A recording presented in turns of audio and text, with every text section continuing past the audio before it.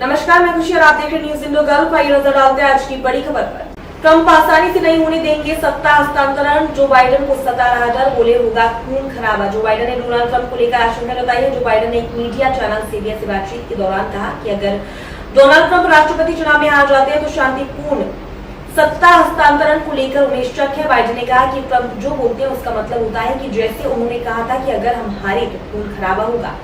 America के राष्ट्रपति Joe Biden ने आशंका जताई है कि अगर डोनाल्ड ट्रंप राष्ट्रपति चुनाव में हार जाते हैं तो शांतिपूर्ण सत्ता हस्तांतरण को लेकर उन्हें शक है। जो बाइडेन ने एक मीडिया चैनल सीबीएस से बातचीत में बात कही। उन्होंने कहा कि यदि रिपब्लिकन उम्मीदवार डोनाल्ड ट्रंप राष्ट्रपति चुनाव हार जाते हैं तो सत्ता का शांतिपूर्ण हस्तांतरण कैसे हो पाएगा, आसानी से नहीं होगा सत्ता हस्तांतरण, बाइडेन ने कहा। उन्होंने कहा कि अगर डोनाल्ड ट्रंप हार जाते हैं तो उन्हें विश्वास नहीं है कि कमला हैरिस को सत्ता का हस्तांतरण शांतिपूर्ण तरीके से हो पाएगा। वह जो भी बोलते हैं उसका मतलब होता है, लेकिन हम उन्हें गंभीरता से नहीं लेते। लेकिन उनकी बातों का मतलब है, जैसे कि उन्होंने कहा था कि अगर हम हारे तो खून खराबा होगा।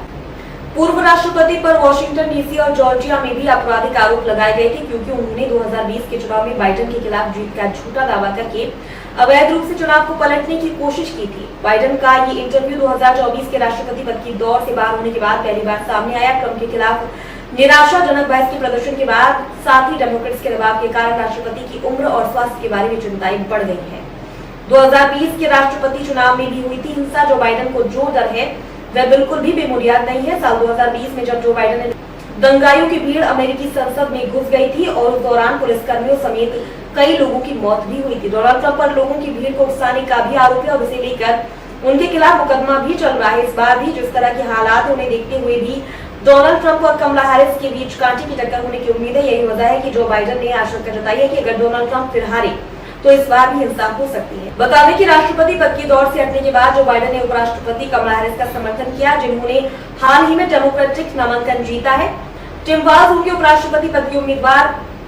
मिनेसोटा की गवर्नर टीम वाल्ज कमला के साथ उनके साथी उम्मीदवार के रूप में शामिल होंगी और साथ मिलकर वे चुनाव लड़ेंगे। और 5 नवंबर को होने वाली आम चुनाव में ट्रंप और उनके उपराष्ट्रपति पद के उम्मीदवार ओहियो के सीनेटर जेडी वेंस का सामना करेंगे। बता दें कि वाल्ज को हैरिस समर्थन माना जाता है। बतौर शिक्षक अपना करियर शुरू करने वाले टिम वाल्ज का मिनेसोटा की गवर्नर के रूप में दूसरा कार्यकाल चल रहा है। साथ ही में डेमोक्रेटिक गवर्नर्स एसोसिएशन के अध्यक्ष। उल्लेखनीय है कि रिपब्लिकन पार्टी की तरफ से डोनाल्ड ट्रंप राष्ट्रपति और जेडी वेंस उपराष्ट्रपति पद के उम्मीदवार हैं।